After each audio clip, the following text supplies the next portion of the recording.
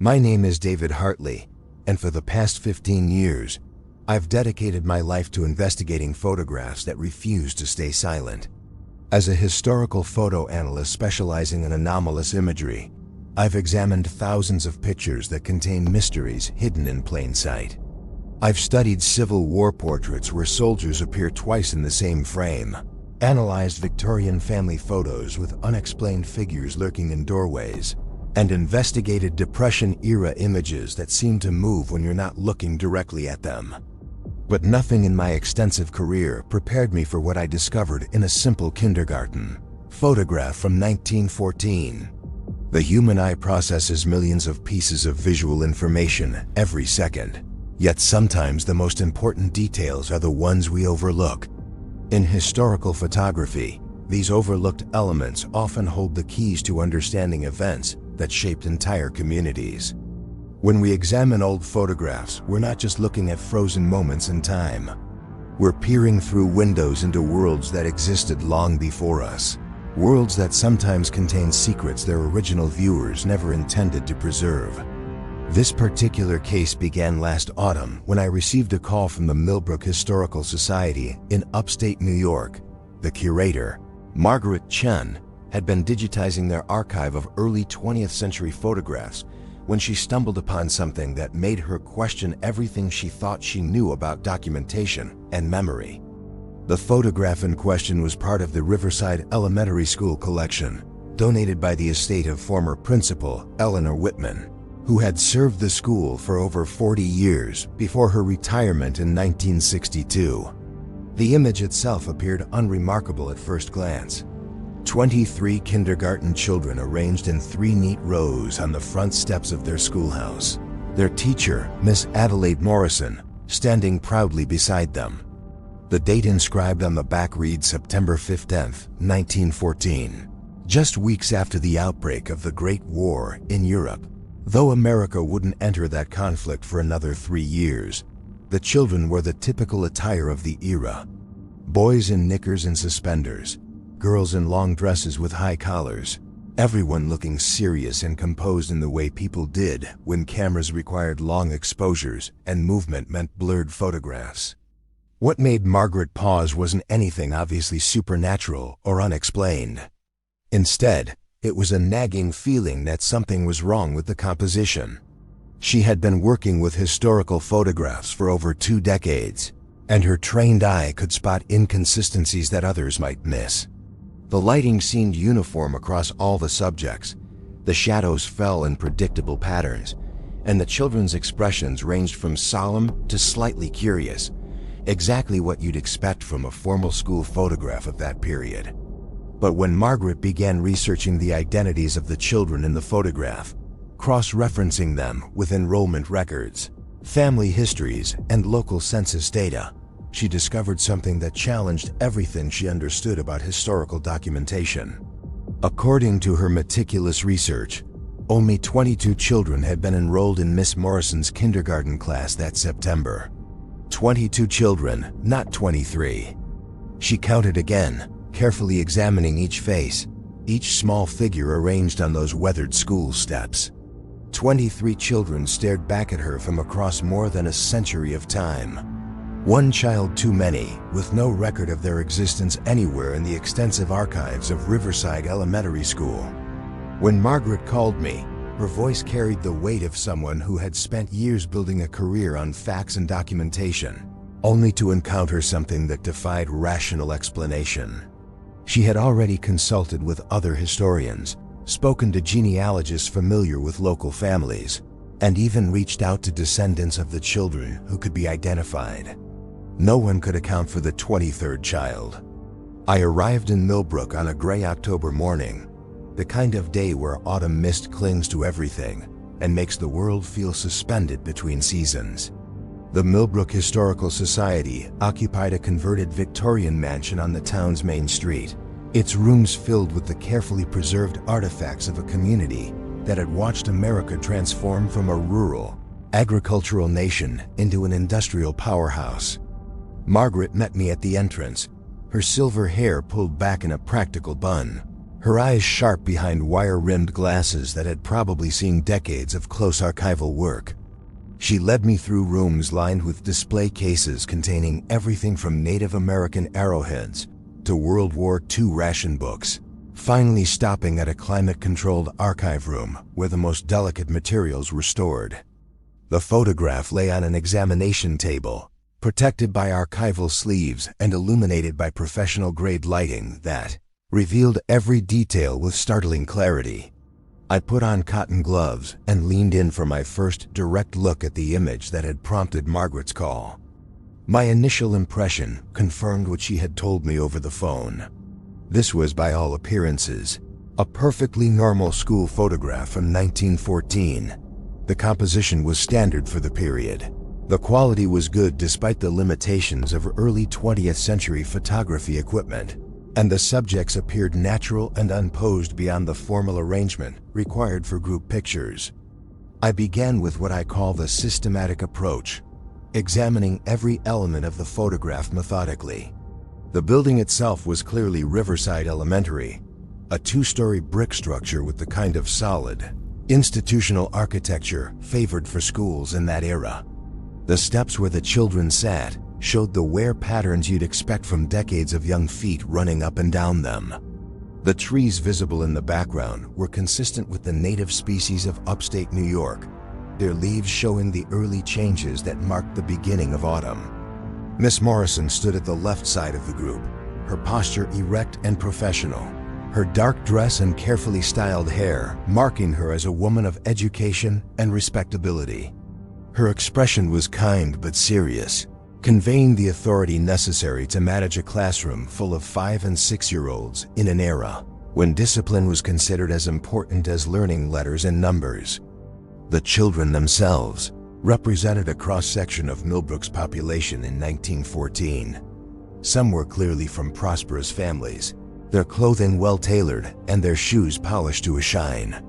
Others showed signs of more modest circumstances, though their parents had obviously made efforts to present them well for this official school photograph.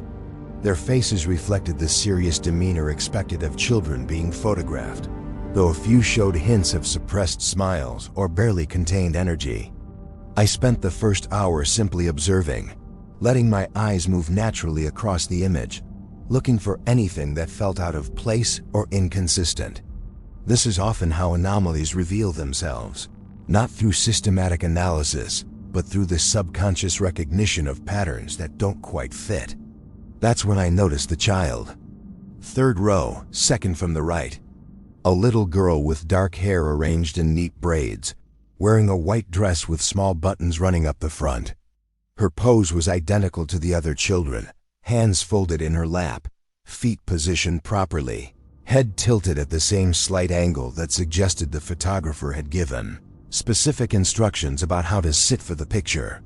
But there was something about her face that made me look twice, then 3 times, then reach for my magnifying equipment to examine her features more closely. The other children in the photograph, despite their formal poses, showed the subtle imperfections and asymmetries that mark real human faces.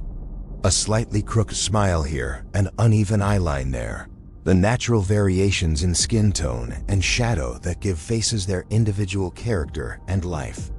This child's face was different. Not obviously artificial or unnatural, but somehow too perfect, too symmetrical, as if it had been crafted rather than born.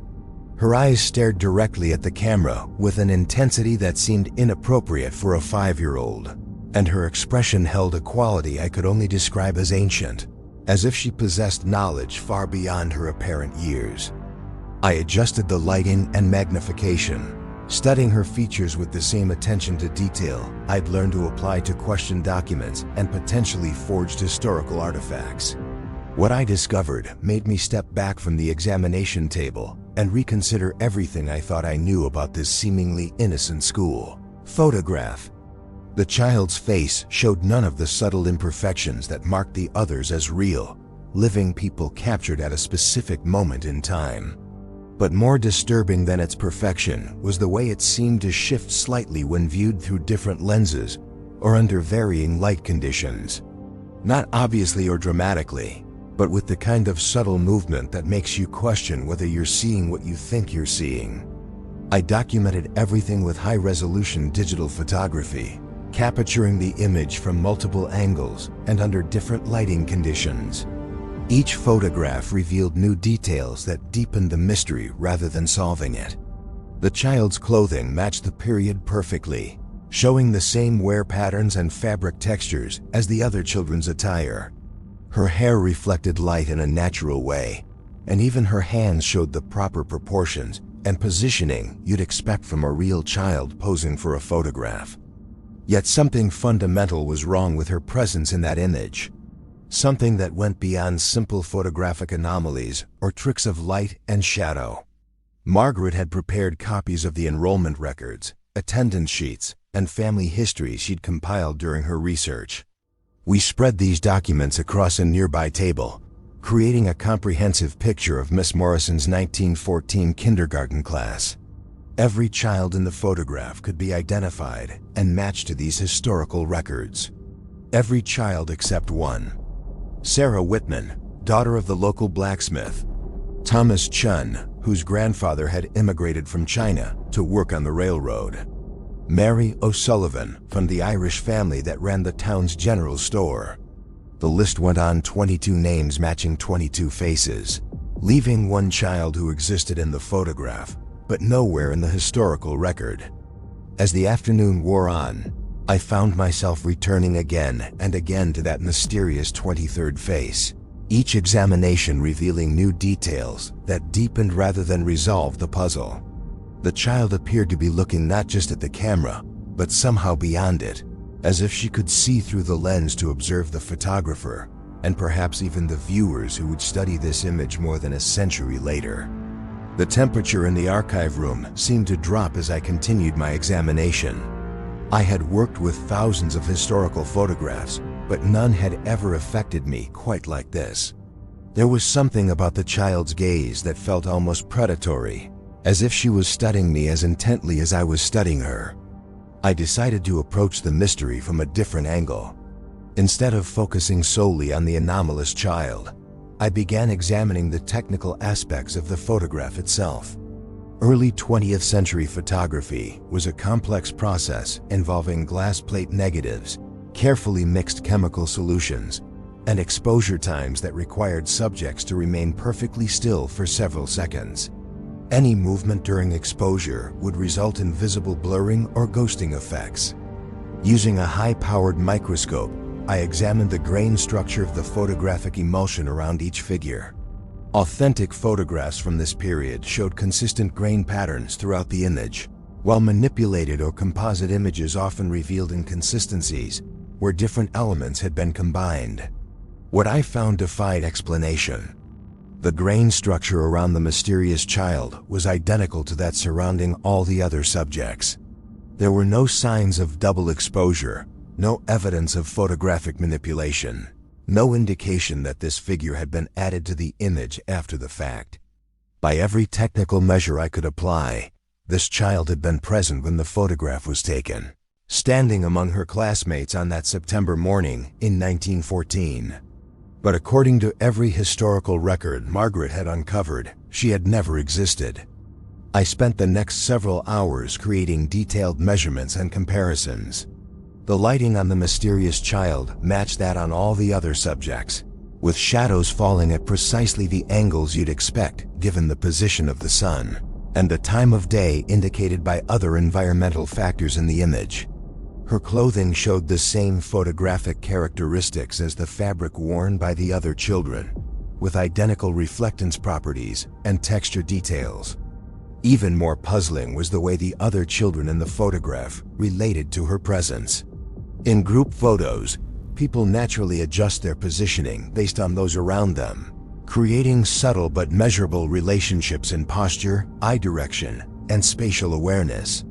The children adjacent to the mysterious figure showed exactly these kinds of natural adjustments, unconsciously accommodating her presence in ways that suggested she had been physically there when the photograph was taken. As evening approached, Margaret brought me a cup of coffee and settled into a chair beside the examination table.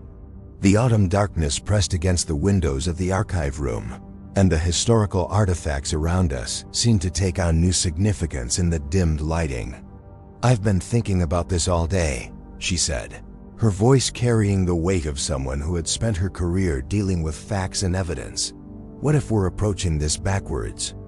Instead of asking how she got into the photograph, maybe we should be asking why she disappeared from the records." It was a compelling thought. In 1914, record-keeping was meticulous in small communities like Milbrook.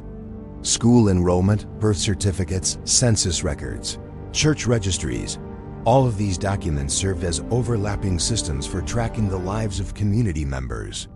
For someone to vanish from all of these records simultaneously would require either a systematic effort to erase their existence or circumstances so unusual that normal documentation procedures simply didn't apply. I returned to my examination of the photograph with this new perspective, looking for any clues that might explain not just the child's presence in the image, but her absence from history. That's when I noticed something I had overlooked in my earlier analysis. The children in the photograph weren't all looking at the camera. While most faced forward with the dutiful attention expected of students posing for an official school picture, a few had their gazes directed slightly off camera, their attention apparently caught by something happening just outside the photographer's frame. But it wasn't random distraction. 3 of the children, a boy in the front row and 2 girls in the back, were all looking in the same direction, their eyes focused on a point that would have been just to the left of where the photographer stood. Their expressions showed a mixture of curiosity and something else, something that might have been concern or even fear. The mysterious child, however, looked nowhere but directly into the camera lens, her gaze unwavering and intense in a way that seemed almost predatory. I began to examine the edges of the photograph more carefully, looking for any signs of what might have been happening outside the main composition. Historical photographs often captured more than their creators intended, preserving glimpses of daily life that provided valuable context for understanding past events. At the extreme left edge of the image, barely visible and easily overlooked unless you knew to look for it, was a shadow. Not the kind of shadow cast by trees or buildings, but the elongated outline of a human figure standing just beyond the photographer's intended frame. The shadow was too distant and unclear to reveal any details about whoever was casting it, but its presence explained the distracted attention of those 3 children. Someone else had been there when this photograph was taken. Someone who had caught the attention of several children, but had deliberately remained outside the formal composition of the school picture. Margaret leaned closer to examine the shadow I was pointing out, her archival experience helping her spot details that less trained eyes might miss. "Could it be a parent?" she asked. Sometimes family members would come to watch when school photographs were being taken. It was possible, but something about the shadow's position and the children's reactions suggested otherwise. The figure appeared to be standing quite close to the photography setup, close enough to be clearly visible to the children, but positioned in a way that kept them completely outside the camera's view. It was the kind of positioning that suggested deliberate concealment rather than casual observation. I photographed the shadow area under different lighting conditions and magnifications, trying to extract any additional details that might help identify the mysterious figure. The results were frustratingly inconclusive, revealing nothing more than the basic human outline I had initially observed. But as I worked, I became increasingly aware of a pattern in the children's behavior that I had initially attributed to normal childhood restlessness. The 3 children who were looking off camera weren't just distracted, they were displaying subtle signs of distress. The boy in the front row had his hands clenched in his lap, knuckles visible through his skin in a way that suggested tension. One of the girls in the back row had her shoulders raised slightly, a defensive posture that indicated discomfort or anxiety. Most telling of all was the child sitting directly next to the mysterious figure. A little girl with blonde curls and a blue dress. She was pressed as far away from her enigmatic classmate as the close seating arrangement would allow. her body language clearly indicating that she wanted to maintain distance from whatever was beside her. These were subtle details, the kind of micro-expressions and body language cues that required careful analysis to detect. But taken together, they painted a picture of a group of children who were not entirely comfortable with their situation, despite the formal nature of the school photograph. All except for the mysterious child herself, who sat with perfect composure, her attention fixed unwaveringly on the camera with an intensity that seemed far beyond her apparent years. As I continued my examination into the evening hours, I began to notice other anomalies in the photograph that I had initially overlooked. The background, which had appeared perfectly normal during my first analysis, revealed subtle inconsistencies when subjected to more detailed scrutiny. The brick wall of the school building showed a regular pattern of masonry work, except for a small section directly behind the mysterious child where the mortar lines seemed to blur and shift slightly, as if the wall itself was somehow uncertain in that location. The effect was so subtle that it could easily be attributed to photographic artifacts or the limitations of early 20th century camera equipment, but it added another layer of strangeness to an already puzzling image. Even more unsettling was what I discovered when I examined the ground beneath the children's feet. The wooden steps of the school entrance showed clear wear patterns from decades of use, with slight depressions and surface irregularities that spoke to the countless young feet that had traversed them over the years. But the section of step where the mysterious child was sitting showed no such wear, as if that particular area had somehow been protected from the normal effects of time and use. Margaret had been documenting my observations throughout the day, creating a detailed record of each anomaly and inconsistency I discovered. As we reviewed our findings, the scope of the mystery became increasingly clear. This wasn't simply a case of mistaken identity or incomplete record-keeping. Every technical analysis pointed to the same impossible conclusion. The child had been physically present when the photograph was taken, yet had left no trace of her existence in any other historical document. "There's something else," Margaret said as she gathered the enrollment records we had been examining. "Something I discovered just before you arrived, but I wasn't sure whether it was relevant." She pulled out a manila folder containing what appeared to be newspaper clippings, their yellowed pages carefully preserved between sheets of acid-free tissue paper. The headlines were from the Milbrook Gazette, the local newspaper that had served the community throughout the early 20th century. The first clipping was dated September 22, 1914, exactly 1 week after the school photograph had been taken. The headline read, "Local child missing, search continues." But as I read the brief article beneath, my confusion only deepened. The missing child was described as a 6-year-old girl named Emma Foster, daughter of the town's deputy sheriff. According to the report, she had vanished from her family's home during the night of September 21st, leaving no trace and no indication of where she might have gone. The description of Emma Foster matched none of the children I could identify in the school photograph, including the mysterious 23rd child. Emma had been described as having red hair and green eyes, while the enigmatic figure in the image had dark hair and eyes that appeared to be brown or black. But it was the second newspaper clipping that made my blood run cold.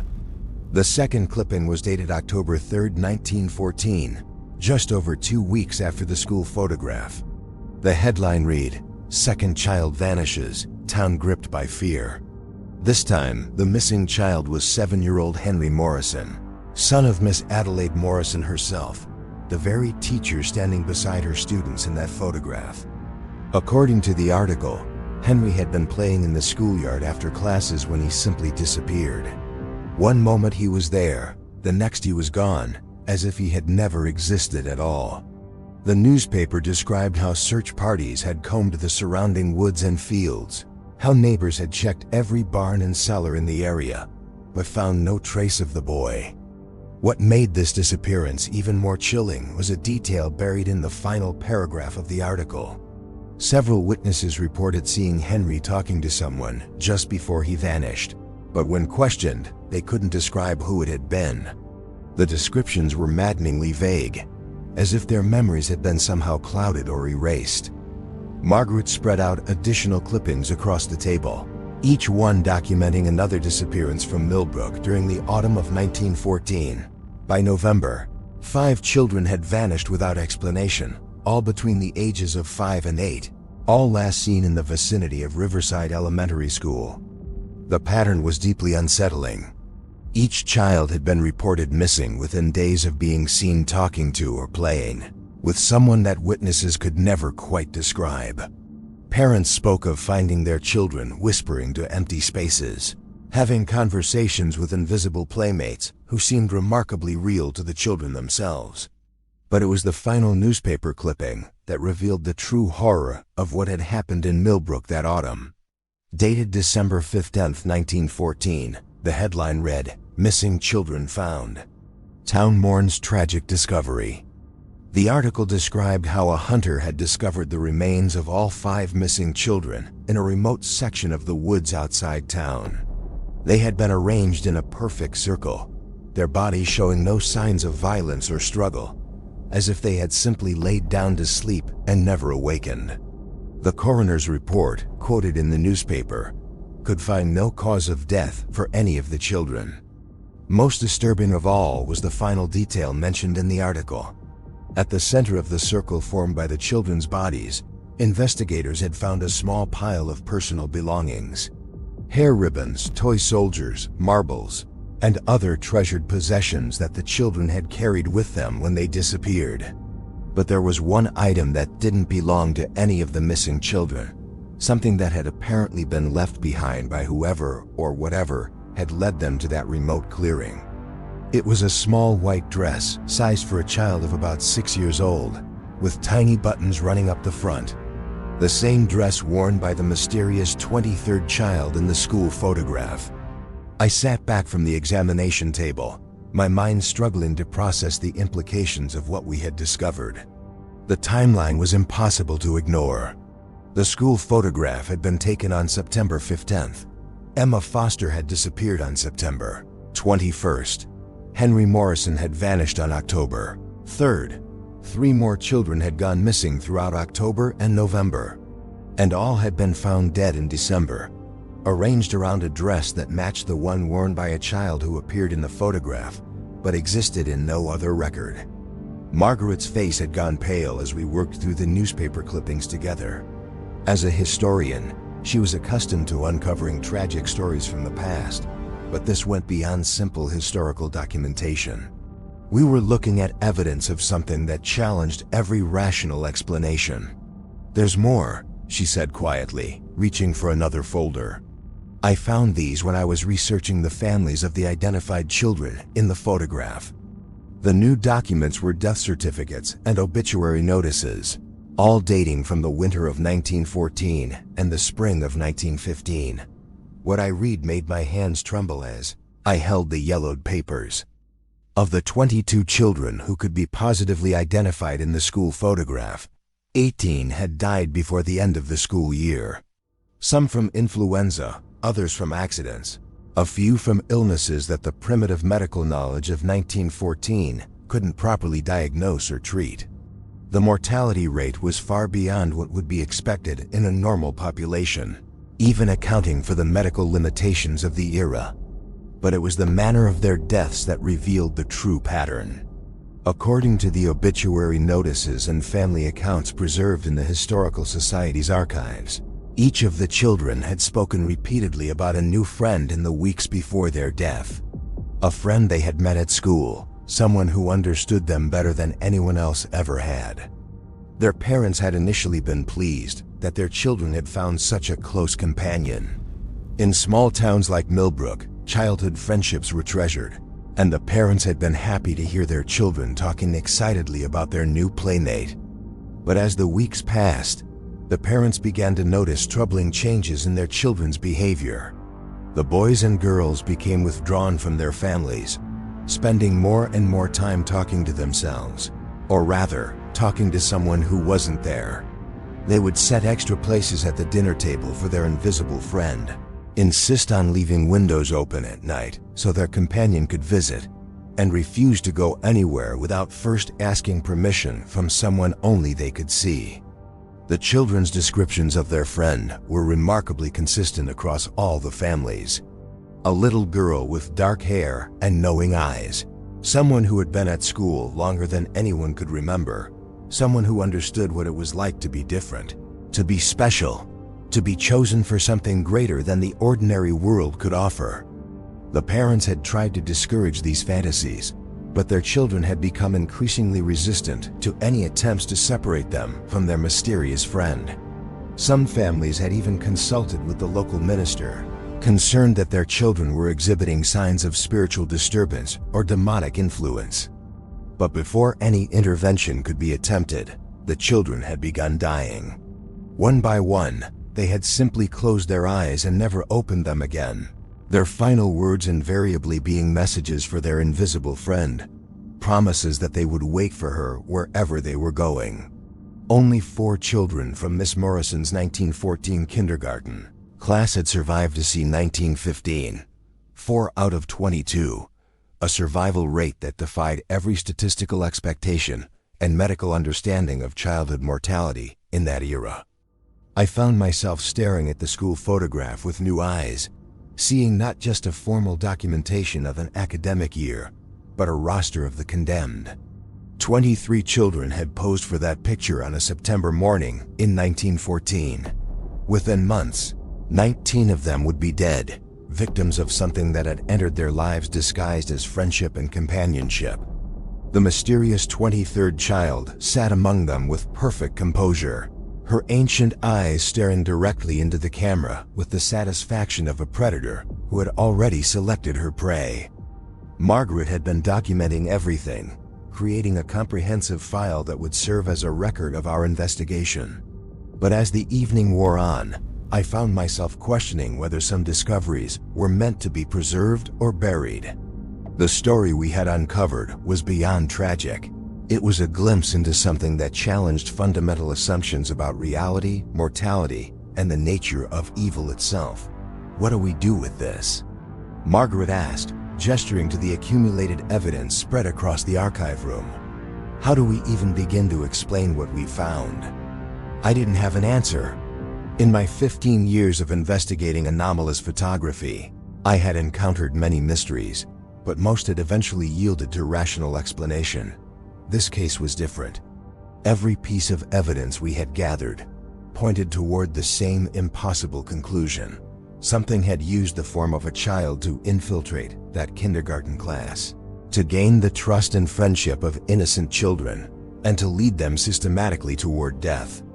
The photograph itself had become something more than historical documentation. It was evidence of a predator so sophisticated that it could manipulate not just its victims, but reality itself, appearing in official records while leaving no trace of its existence anywhere else. As I packed my equipment and prepared to leave Milbrook, I found myself taking one last look at that school photograph. The 23 faces stared back at me across more than a century of time, most of them belonging to children who had died before they could grow up, before they could experience the fullness of life that should have been their birthright. But it was the face of the 23rd child that haunted me as I drove away from the Historical Society that night. Those knowing eyes, that perfect composure, that sense of ancient intelligence wearing the mask of childhood innocence. I had spent my career investigating photographs that refused to stay silent, but this was the first time I had encountered an image that seemed to be actively watching me in return. As the lights of Milbrook faded in my rearview mirror, I couldn't shake the feeling that something had followed me from that archive room, something that had been waiting patiently for over a century for the right person to discover its secret. The school photograph now sits in a secure vault at my research facility, along with copies of all the documents Margaret and I had uncovered. I've shared our findings with select colleagues, but most dismiss our conclusions as elaborate hoax or historical coincidence. They prefer explanations that fit within their understanding of how the world works, refusing to consider possibilities that challenge their fundamental assumptions about reality. But sometimes, late at night when I'm working alone in my laboratory, I find myself thinking about that kindergarten class from 1914. 22 innocent children who had trusted someone they thought was their friend, who had followed her willingly toward whatever fate awaited them in those dark woods outside Milbrook. And I wonder if she's still out there, somewhere, waiting for the next group of children to trust her, to invite her into their lives, to pose with her for another photograph that will preserve her presence while erasing every other trace of her existence from the historical record. The face in that photograph hasn't aged a day in over a century.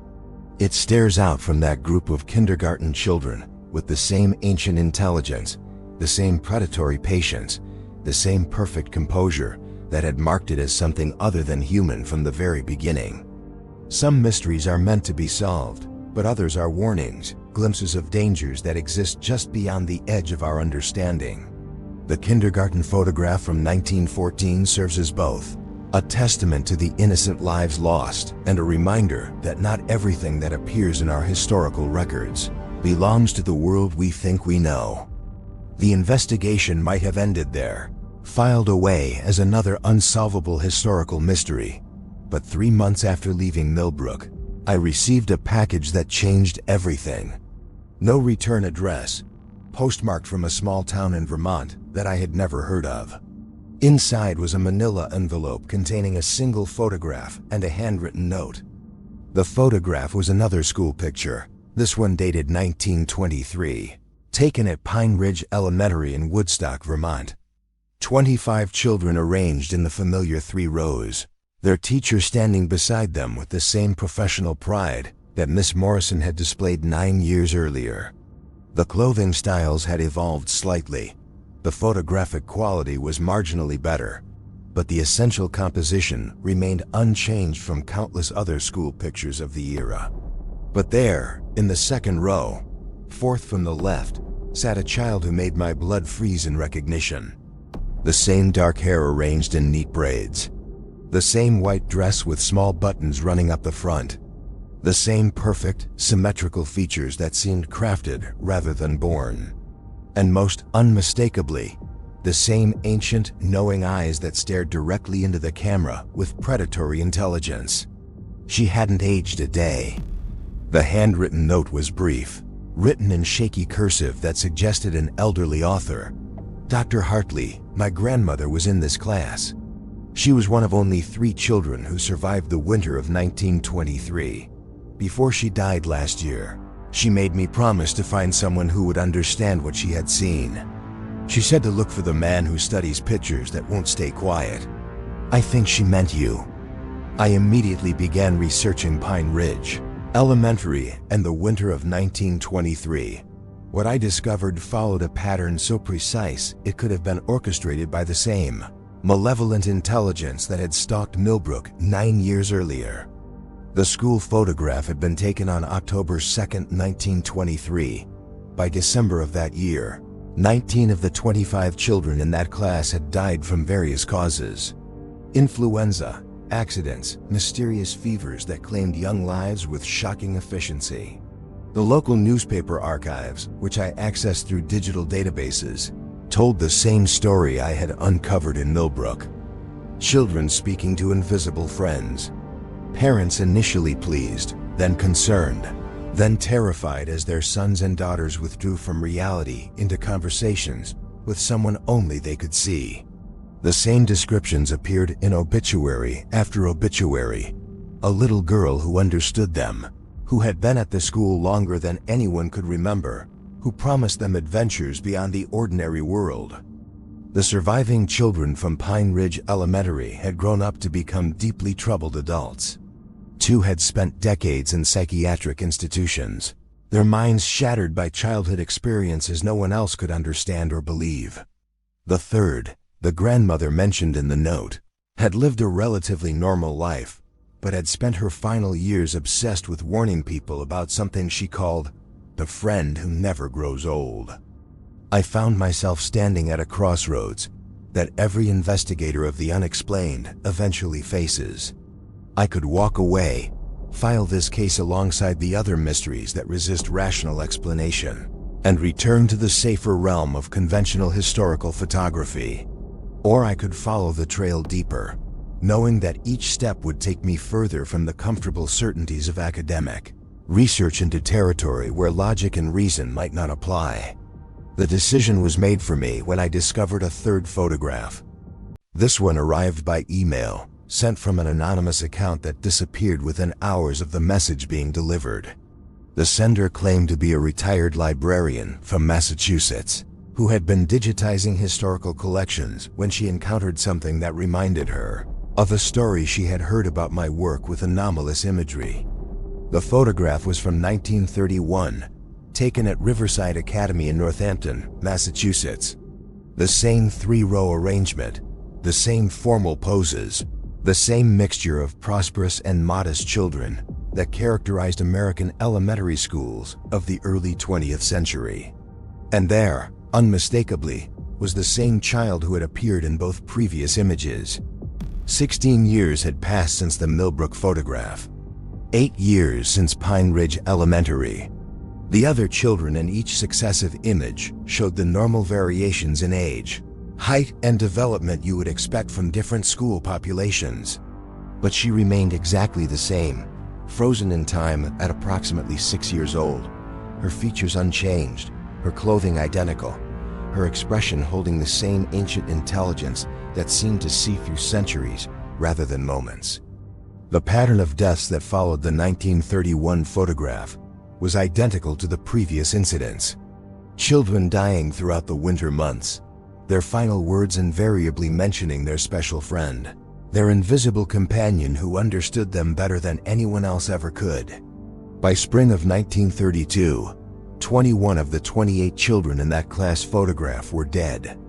I began reaching out to historical societies and archives across New England, requesting access to school photographs from the 1920s and 1930s. What I discovered over the following months painted a picture of systematic predation that spanned decades and crossed state lines. Every 3 to 4 years, she would appear in another school photograph, always in a different town, always in the same approximate age group, always wearing the same white dress with the small buttons. The aftermath was invariably the same, a winter of unexplained childhood deaths that left entire communities traumatized and searching for explanations that never came.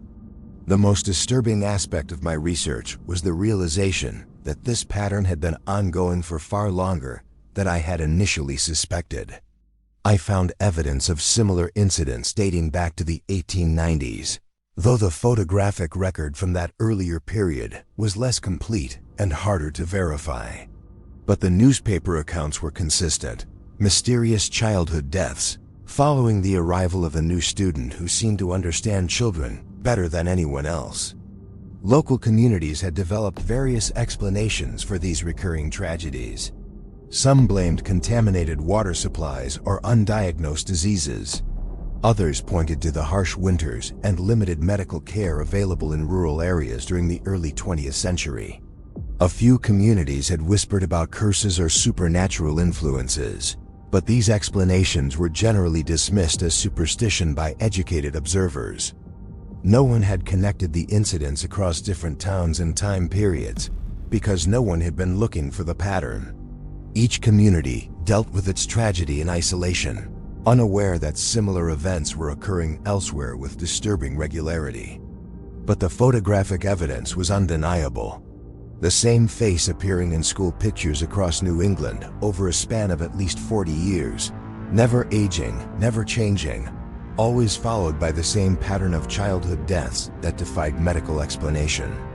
I began creating a comprehensive database, documenting every incident I could verify, mapping the geographical progression of appearances, analyzing the intervals between outbreaks. What emerged was a picture of something that moved through rural communities with the patience of a predator that had all the time in the world to select and claim its prey. The entity, for lack of a better term, seemed to prefer small towns where its presence would be less likely to attract outside attention. It targeted children between the ages of 5 and 8, the age group most susceptible to forming intense friendships and least likely to question inconsistencies in their new companion's behavior. It appeared to feed on their trust, their innocence, and ultimately their lives, leaving behind communities devastated by losses they could neither understand nor prevent. My research had attracted the attention of others who investigated unexplained phenomena, and I began receiving correspondence from people who claimed to have encountered similar entities in different contexts. Some described adult figures who appeared in historical photographs without explanation. Others reported encounters with beings that seemed to exist partially outside normal time and space. But none of the other cases showed the same systematic pattern of predation that characterized the school photograph incidents. Whatever this thing was, it had developed a specific methodology for hunting human children, an approach that had proven successful over decades of implementation. The implications were staggering. If my analysis was correct, this entity had been responsible for hundreds of childhood deaths across New England during the early to mid-20th century. It had operated with impunity, protected by the isolation of rural communities and the limited communication networks that prevented pattern recognition across different locations. More disturbing still was the possibility that it might still be active. My research had focused on the historical record, but there was no reason to believe that something capable of existing for decades, unchanged, would have simply vanished. It might have adapted its methods to modern conditions, found new ways to infiltrate communities and gain access to potential victims. I began monitoring current missing children reports, looking for patterns that might indicate ongoing activity. The results were inconclusive, partly because modern record-keeping and communication systems made it much harder for such systematic predation to go unnoticed, but also because the entity might have evolved new strategies that didn't rely on the formal school photograph sessions that had provided such clear evidence in earlier eras. The question that haunted my research was fundamental. What exactly was I investigating? The evidence suggested something that could manipulate physical reality, appearing in photographs while leaving no trace in other records. It displayed intelligence and planning capability, targeting specific victim demographics with methodical precision. It possessed some form of longevity that allowed it to operate across multiple decades without apparent aging or change. That investigation consumed 3 years of my life, and I never found a definitive answer to what stalked those children across decades of New England history. The evidence remains locked in my vault, too disturbing to publish, yet too compelling to destroy. Sometimes I wonder if that's exactly what it wants, to remain hidden in the spaces between documented history and forgotten memory. The face in that 1914 kindergarten photograph continues to stare back at me with the same predatory patience it showed over a century ago, waiting for the next researcher brave enough or foolish enough to uncover its trail. Some secrets are preserved in photographs not to be remembered, but to serve as warnings for those who know how to see.